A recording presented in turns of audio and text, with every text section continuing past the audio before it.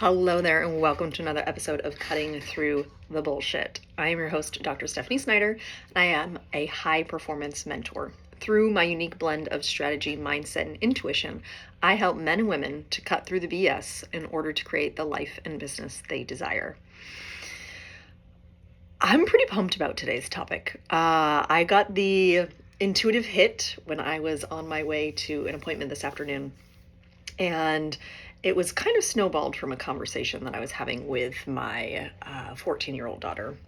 She was talking about some of her goals and aspirations, and as I was sharing some information with her as to things she could do to move forward to continue to reach her goals, there were some excuses that came through, and my loving response was, the excuses are going to keep you stuck. And if you're listening to my podcast, you know I have a little bit of a tough love edge to me because sometimes we all need it. And so I'm just going to come out and say it. Your excuses are bullshit. They are. Whatever you're telling yourself, whatever reason you have as to why you can't do the thing that you want to do, create the life that you want to create, is a bunch of BS that you subscribe to.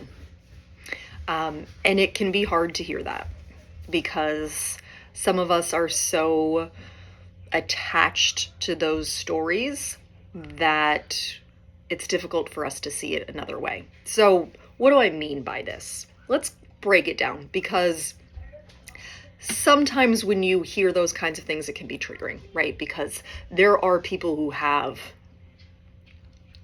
quote unquote legitimate excuses. And I say quote unquote because right now I'm recording this in the time of the Olympics and the Paralympics, right?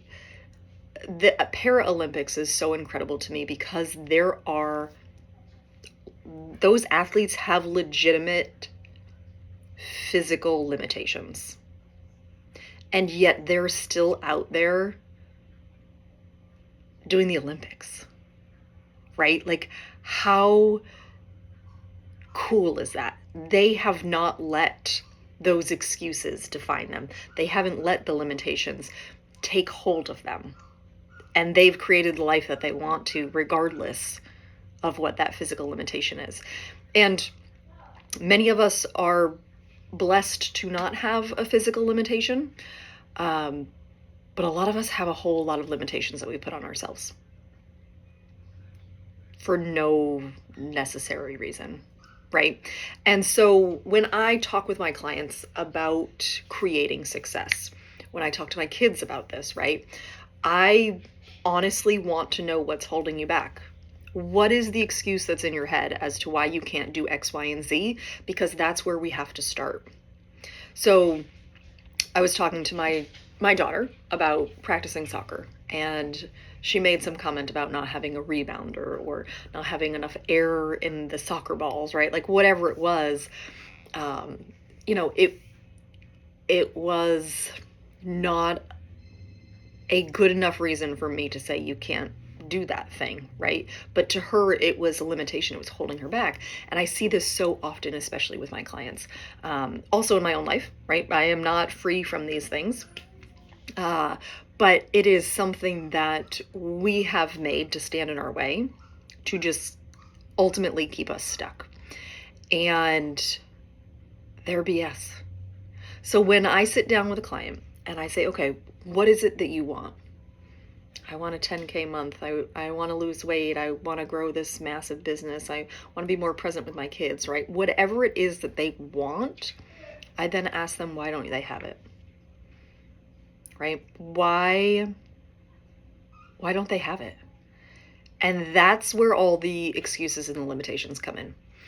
And it's, well, I don't have the time. I don't have the money. I don't have the energy. I don't even know where to start, right? Like, I don't have a website. I don't have a huge following. I don't have this. I don't have that. We have a litany of things that we don't have that are keeping us stuck. And if you continue to focus on the things that you don't have, they're going to continue to block you from the thing that you want. And so it's a mindset shift here.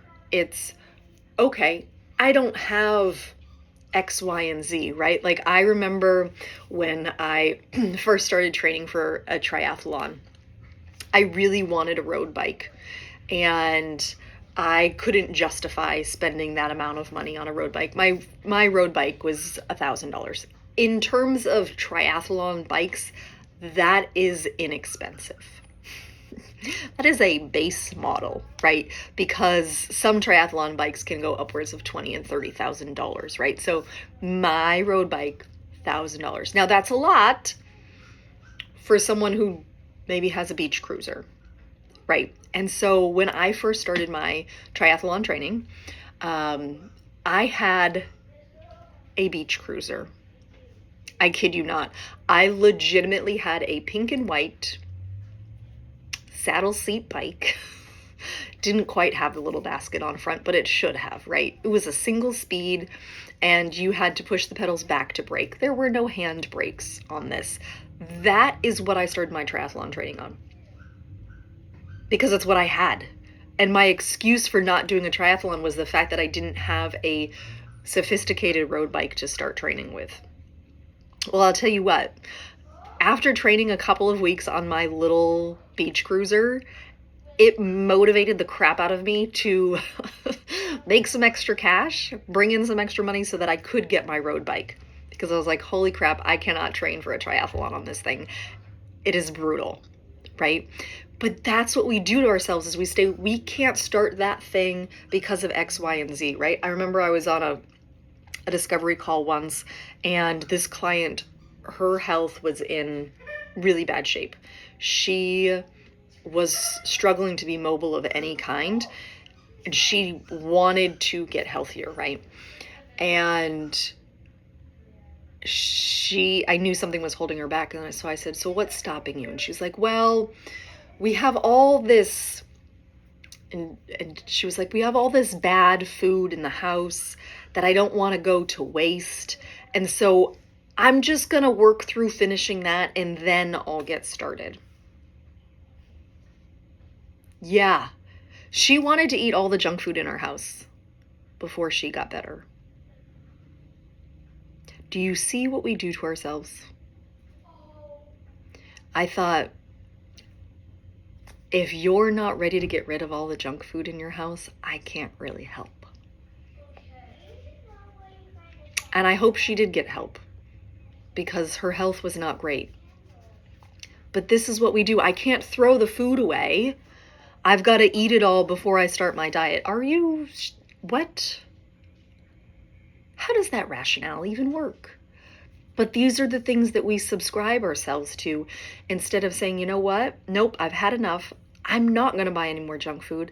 I'm going to give that away. I'm going to throw it away, right? If you work at an office, chances are you could bring that quote unquote junk food into your office and it would be gone. And you don't have to worry about it. And then your coworkers will be like, oh my God, she brought in all this food for us. How great is that, right? Like, it could happen. And then you don't have it in your house and you don't have to worry about it, right? But we have these BS reasons as to why we can't get started, right? I remember when I first started my business, I blocked myself from receiving any clients because I didn't have a website. I was like, I can't be a legitimate business owner without a website. But I didn't want to spend a bunch of money to create a website. And so I powered through creating my own website, which I hated. And so I never actually sent anybody to it. But I still, once I had my website out, I was like, oh, I'm legitimate. I can start my business, right? Like, this is where I was at. And so once my website was up, I was like, oh, well, now I'm legitimate. I can start my business. And I started to receive clients, which I never sent to my website because I didn't like my website.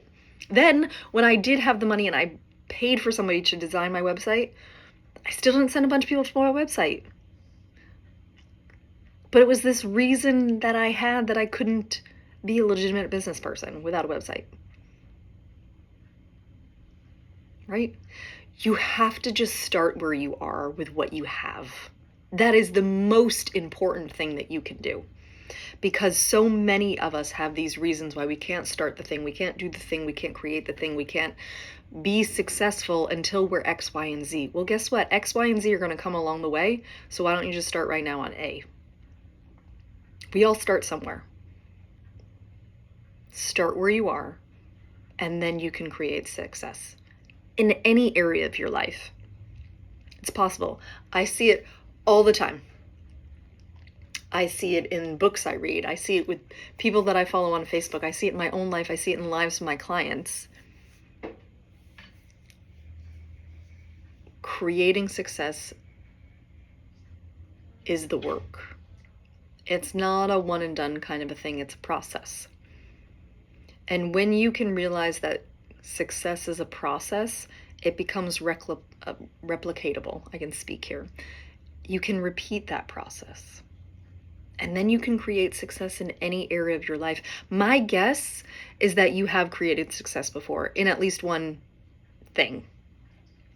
At the bare minimum, you learned how to walk when you were a child, right? Like, okay, eat your food, speak, those things. If you're listening to this podcast, you can hear, right? Like, there is success in your life. And if you're not feeling successful, it's time you look at it differently. I know, I was there. I didn't think I was a success by any means or stretch of the imagination because I was comparing myself to, let's say, the 11-year-old who just competed for China in the Olympics in skateboarding. What? Like, seriously? 11? The youngest Olympian. 11 years old. Are you kidding me? So me, at 41, yeah, you just heard my age. I'm like, well, shoot, what have I done with the last 30 years of my life? Certainly haven't been in the Olympics. But is it something I really wanted? Well, no. Well, it would have been cool, right? Was it something I worked for? No. So it's fine, right? Like, I'm okay with not being in the Olympics, right? But when it comes to creating success, are you putting in the effort, and do you believe it's possible? Those are the two biggest pillars that you're going to have to cross. Like, those are foundational pieces when I work with my clients. Do you want it? Are you putting in the effort? Do you believe it's possible? Because if you don't believe it's possible, you're never going to put in the effort. Right? You're just not. And so part of that is, what do you believe is actually possible for you? And it takes cutting out those BS excuses, because those excuses are keeping you in a predictable frame of mind, right? One of my mentors, I loved that she broke this up. She would share that she had created goals in 3 different areas: predictable, possible, and potential. And so predictable was the things that she knew were already going to happen, right? It's like when you're going through your to-do list and you write down something that you know you're going to do that way anyways, right? It's like, when I first started with to-do lists, I was like, oh, I'm going to put showering on there. Because it feels so good to be like, oh, I showered, check, right? I kid you not, showering was initially on my to-do list as a young mom, right? I was like, oh, I showered, check, right? And so that was a predictable one. And then it was, what became possible? What did I believe was actually possible for me? And then that third area is potential, potentiality, right? Like, what is out there in the realm of potentiality that I don't necessarily think is possible yet, but be like really cool, right? Just kind of let that percolate a little bit. You're like, oh, right? But if you hang out in predictability all the time, you're also going to hang out with those excuses. So if you want to go from what's predictable to what's possible, which is creating success, right, in any area of your life, right? That's possible. I see it all the time. You've got to look at those BS excuses. You got to cut through the bullshit. Be like, okay, you know what? Yeah, I want to take my health serious. Okay, where do we start?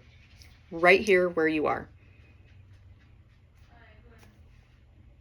You got to start somewhere. Might as well start now, right? All right. Well, Well, I'm sending you so much love. I hope you enjoyed this episode. If you do have any questions for me, or you are ready to get started and you're looking for a mentor to work with, please don't hesitate to reach out to me. I do have space available for private clients right now, especially as we move into the fall season. My kids go back to school. I will be opening up more spots. So I would love to work with you. I'd love to have a conversation with you, answer some questions if you have questions about working with me. I do work with men and women, and we work on creating success, on creating the life that you want through pillars of success. It's not complicated. It's quite simple. When we get started, we just have to know what you want, and we work through the things that get in your way. It's actually quite fun. I love the conversations. Sometimes my clients cry. Sometimes they get mad at me. Sometimes they love me. It's a whole spectrum of emotions when my clients work with me. But I love every minute of it, and I know that they do when they get the results that they are looking for. So I hope that you have a beautiful rest of your day. And again, if you have questions, reach out to me. You can find me on Instagram. You can find me on my website at stephaniesnyderphd.com. And as always, be you, because the world needs more of you. Bye, love.